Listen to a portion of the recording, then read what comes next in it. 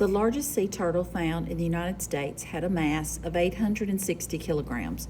If the gravitational potential energy associated with the turtle as it was being lifted onto a ship was 2.0 times 10 to the fourth joules, how high above the water was the turtle?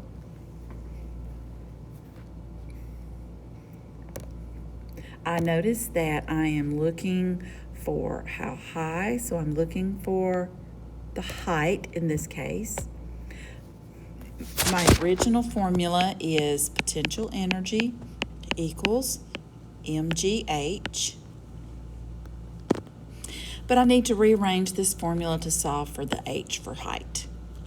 So I'm going to divide, because the m and the g are being multiplied here, I'm going to divide both sides by mg.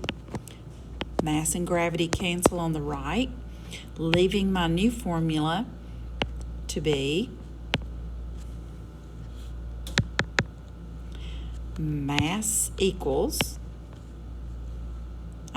height equals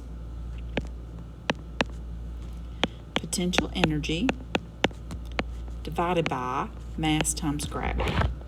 So I'm going to come over here now and plug this formula in with the units. The potential energy is 2.0 times 10 to the fourth joules. I always put that in parentheses if I've got scientific notation. Just kind of helps me remember it's got to be in parentheses when I enter into the calculator. Divided by the mass, which is 860 kilograms, multiplied by gravity, which is 9.8 meters per second squared. Now I'm going to enter this into my calculator. I'm going to start with open parentheses, 2.0 times 10, up arrow, 4, close parentheses, divided by, open parentheses, 860 times 9.8, close parentheses, enter.